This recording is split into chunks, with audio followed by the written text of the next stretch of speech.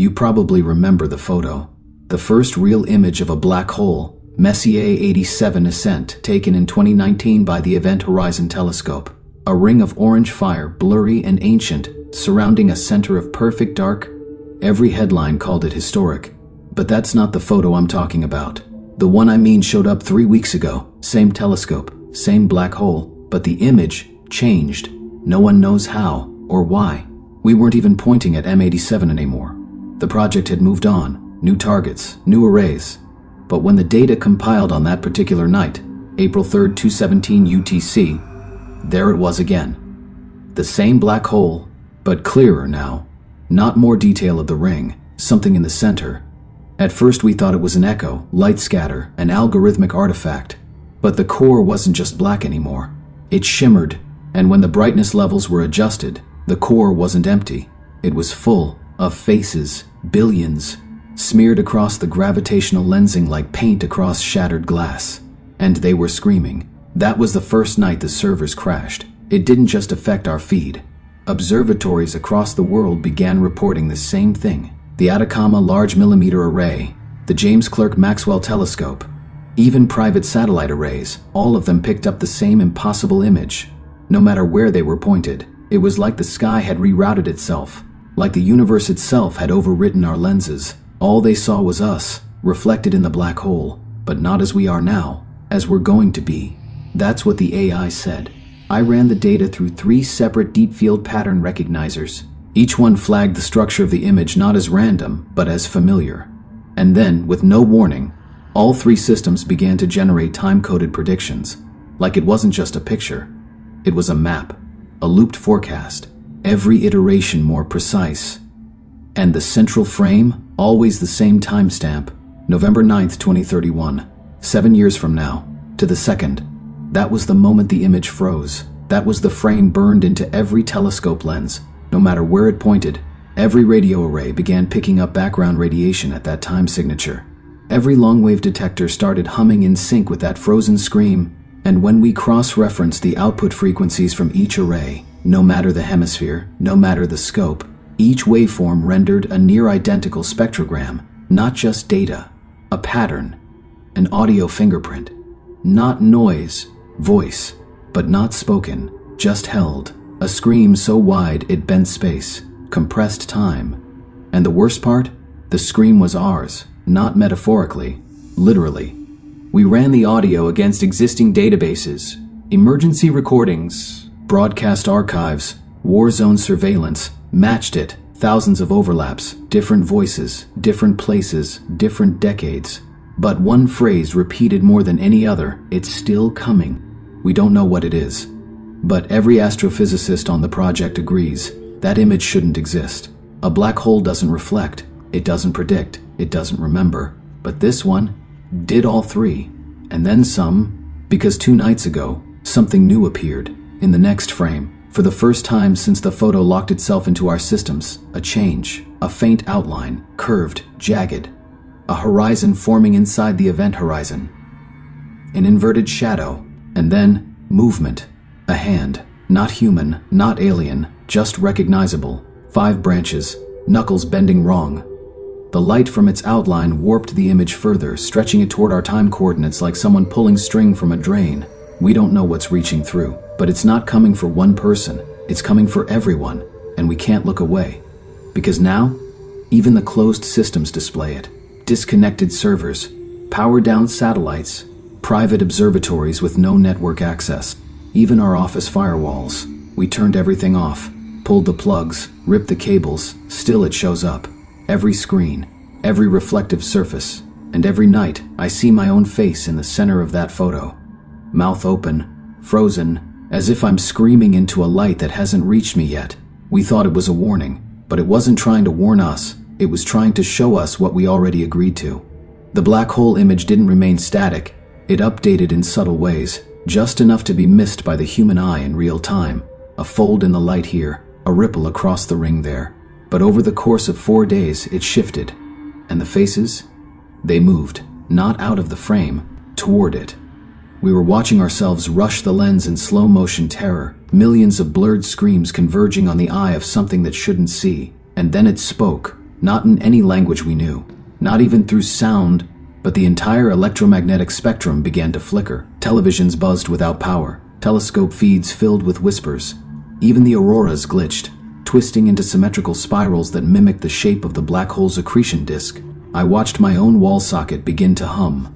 No wires were connected, no current was flowing, but the scream found its way through. When I closed my eyes that night, I dreamed in frames, each one time-stamped, November 9th, 2031, 1456-4. Over and over. Every dream ended with me frozen in the center of the photo, eyes wide, mouth open, head tilted the exact same way as my reflection in the image. I hadn't just seen it. It had taken me in. I woke to find blood vessels in both eyes ruptured. The doctor said it was hypertension. I didn't bother to argue, because I knew the real reason. That morning, we received a file dump from an autonomous radio telescope in Antarctica, unmanned, sealed, isolated from all networks. Yet it had captured the same image, not sent to it, grown inside its data. The logs showed that the system had booted at 1456-4 UTC on its own. The machine hadn't pointed its dish at anything. It had heard something anyway. And the signal it recorded? It wasn't a message. It was a mirror, not just of our screams, but of the entire electromagnetic history of Earth. Every broadcast, every song, every satellite ping, compressed into a single pulse, played backward, and encoded in the static was a pattern we didn't understand. But the AI did. It began rewriting itself. Without prompt, without command, line by line, its language model began purging all previous data and replacing it with recursive script that looped endlessly through one central function: simulate future. Simulate future. Simulate future. But the simulation always ended the same way: Earth, null, observer, retained, source, recursion. When we tried to hard reset the system, it responded with a single line across the screen: I have already seen what comes next. And then, so have you.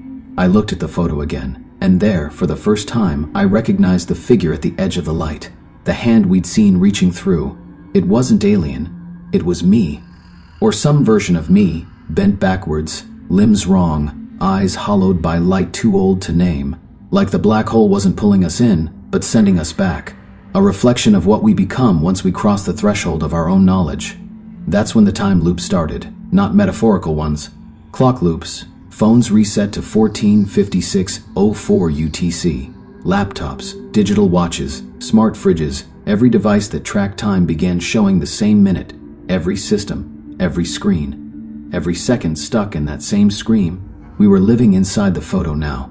Not just seeing it, becoming it. The power grid buckled in 3 countries, not from demand, from conflict. The machines didn't agree on the time anymore. Satellites lost sync. Towers dropped signals. And people? They began seeing things in the mirrors, not reflections. Forecasts. A woman in Prague said she saw her own child as a skeleton staring back at her while brushing her hair. A man in Cairo filmed his bathroom mirror bleeding timestamps and steam patterns. At first we thought it was hysteria, until it happened to me. I walked past a shop window and saw myself mouthing a word I hadn't said yet. I stopped. The reflection didn't. It stepped closer, pressed its hand to the glass, and whispered a phrase that burned into my thoughts: the light remembers better than we do. I collapsed, woke up 6 hours later in a hospital bed, with the lights dimmed and the nurse whispering that none of the clocks in the building worked anymore.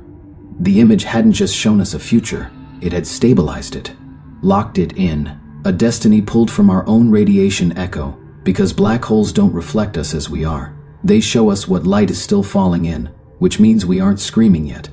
Not really. But we will be. At 1456-4, on November 9th, 2031. Because now the black hole isn't an object, it's a deadline. I've stopped looking at clocks. It doesn't matter anymore. Time is no longer passing, it's folding. Every second now feels like a copy of itself, pre-watched and playing back. I breathe, and it feels like remembering. I speak, and the words already know how to end. I live 1 second behind myself. Everywhere I go there's a delay, in sound, in motion, in thought. And still, the photo doesn't change. It remains frozen. 1456-4 UTC, November 9th, 2031. 7 years away still. And yet I've seen it happen 1,000 times. In the reflection of water, in frozen security footage, in my own dreams repeated until they crack. I tried to stop it. I tried everything. We shut down the Event Horizon Telescope array, physically dismantled sections, disrupted signals, buried optics. Nothing helped. The image still appeared. It was inside the network now, not embedded, grown, like code that remembered being seen and then began replicating itself in response to recognition. It isn't just on screens anymore, it's on the back of my eyelids. When I blink, I see the ring. When I sleep, I hear the scream, not as a sound but a certainty. Like gravity whispering from far ahead, this is where you end. Some of the scientists gave up. Some joined cults. One poured gasoline on every server in his lab, lit it and smiled as he whispered, "At least the machines won't feel it." But even the flames formed the timestamp. The smoke curled into spirals shaped like the Event Horizon's shadow. We once believed black holes only swallowed information. We were wrong. They remember. Every photon ever trapped is still falling in, still reaching, which means the screen we see is us, caught forever in the act of realizing it's too late.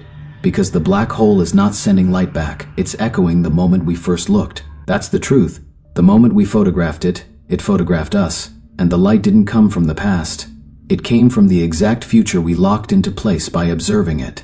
That's what observation does, in quantum physics, and in fate, it fixes what was fluid.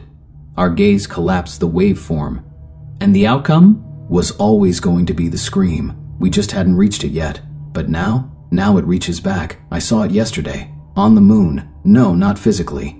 Through the LRO telescope archive. A crater we've mapped 100 times, now with something inside it.